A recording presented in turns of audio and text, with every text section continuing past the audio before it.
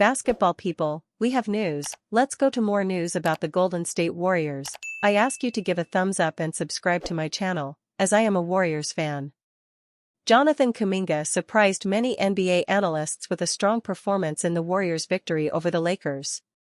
But Kuminga remains under consideration for a trade to the Miami Heat, and Andrew Wiggins would return to the Warriors.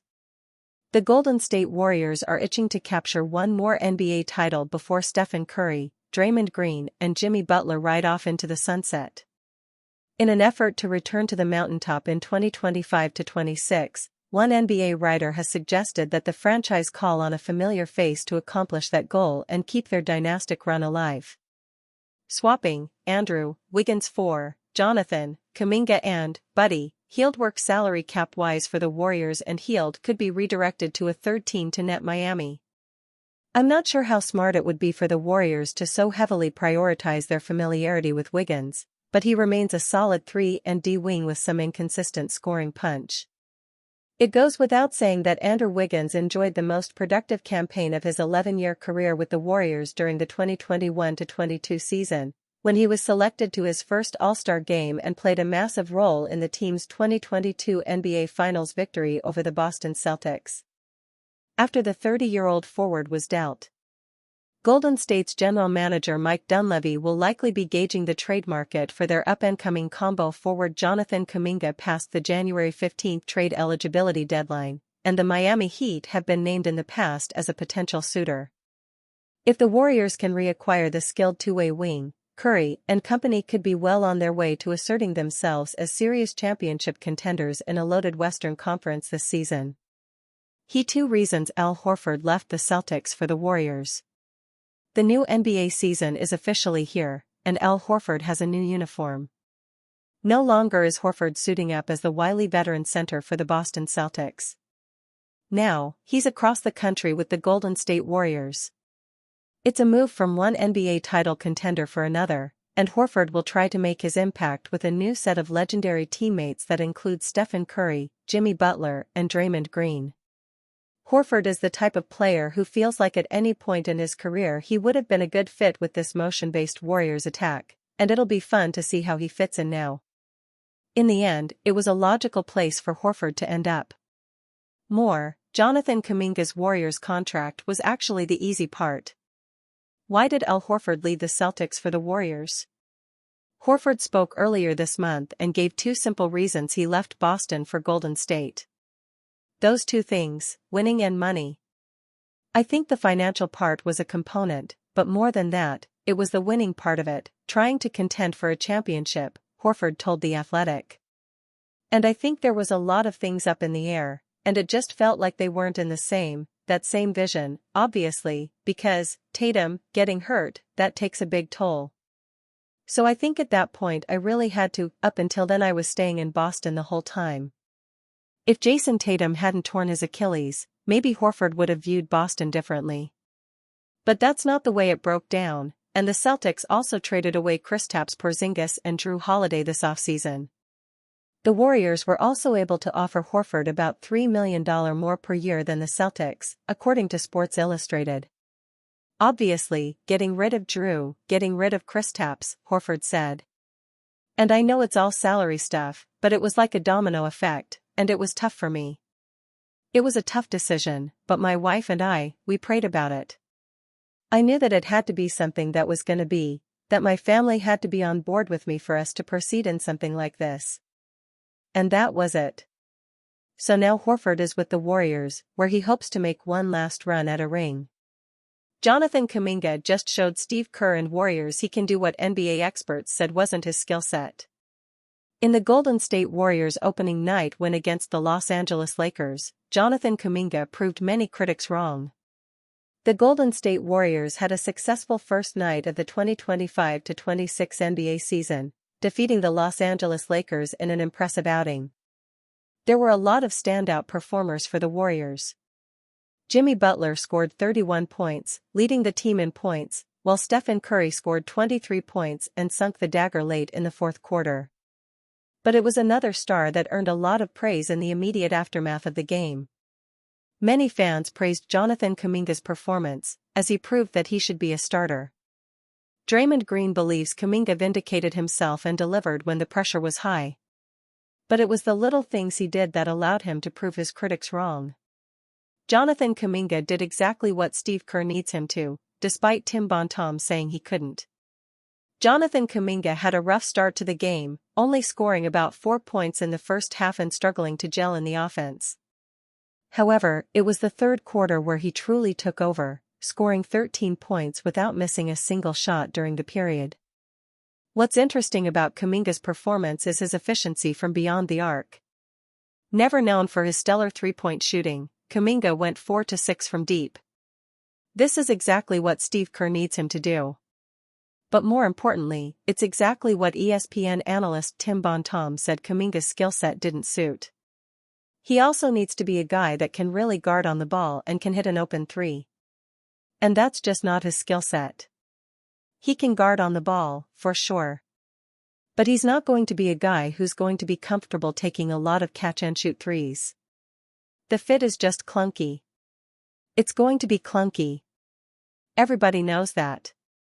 I do think it's good and not super surprising that he showed up and is trying to get along with everybody.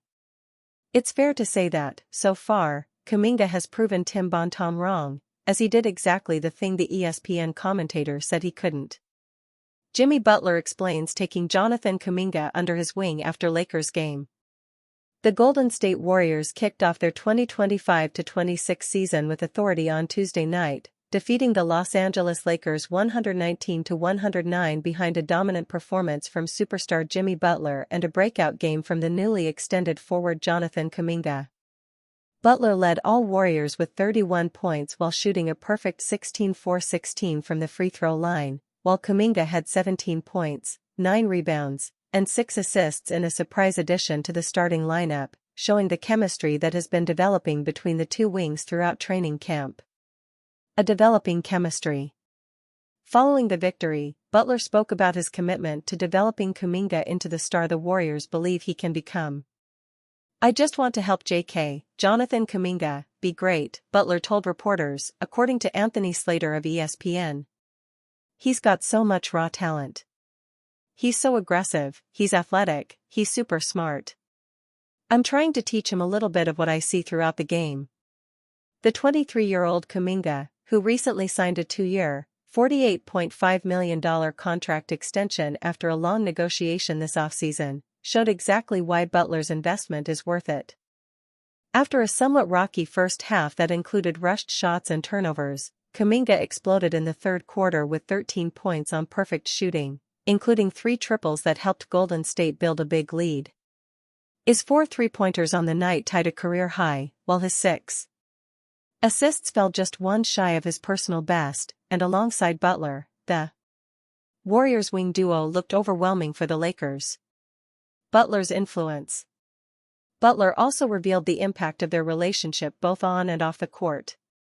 "So we've been kicking it, hanging out, watching film, working on our game together after practice, before practice, during practice," Butler explained. "I know how great he wants to be and how great he can be. So it's now my job to help him fulfill that." Butler's influence on Kuminga could be a hugely underrated aspect for a Warriors team looking to remain competitive in an increasingly difficult Western Conference.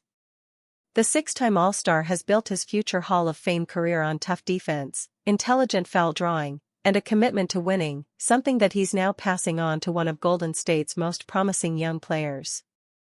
With Stephen Curry contributing 23 points and the Warriors outscoring the Lakers by 20 points during Butler's 35 minutes on the floor, Golden State's new-look roster showed the balance and depth that could make them a sneaky contender throughout the season.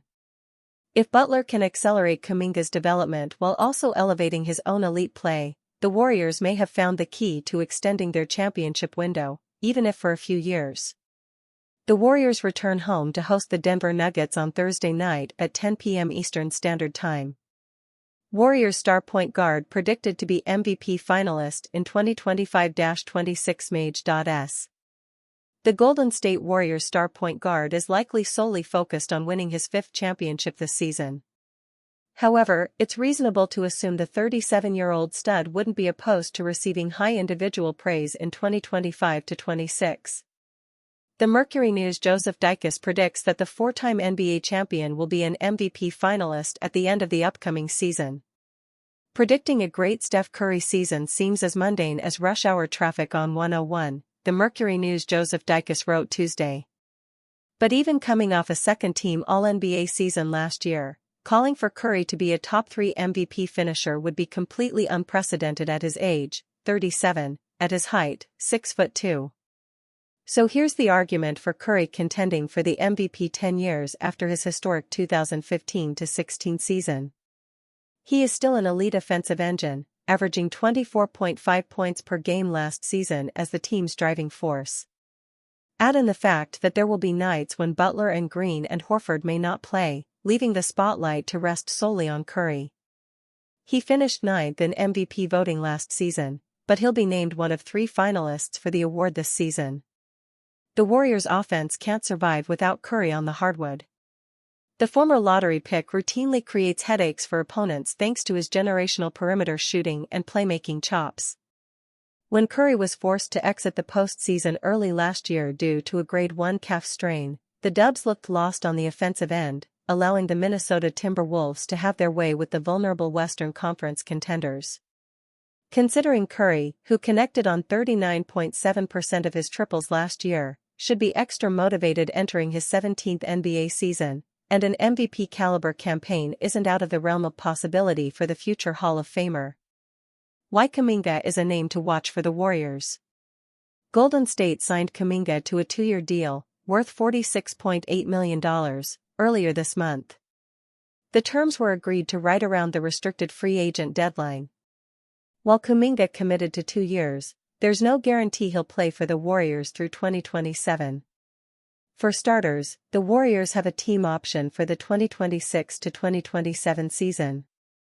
There is a chance that even if Kuminga plays out the remainder of the 2025 to 2026 season with the Warriors, he could still become a free agent next summer. But Kuminga will be one of the most notable players to watch in the trade market this season. He doesn't have a no-trade clause and could be dealt ahead of the deadline. Kuminga's camp confirmed he desires a larger role. Throughout his first 4 NBA seasons, the Warriors forward started just 84 of 258 games. Last season, he was down to 10 starts after starting 46 games 1 year prior.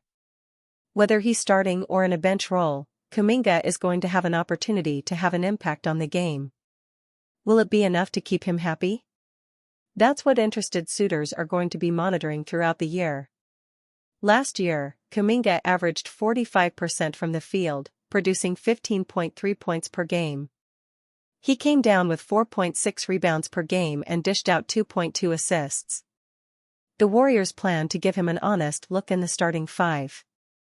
Everything from Kuminga's usage, to minutes, to his role in the rotation will be under a microscope as the first half of the regular season plays on. Going into the new season, many fans and analysts are skeptical about Kuminga's long-term fit with the Golden State Warriors. Former NBA players address Warriors' title chances, cite glaring roster concerns.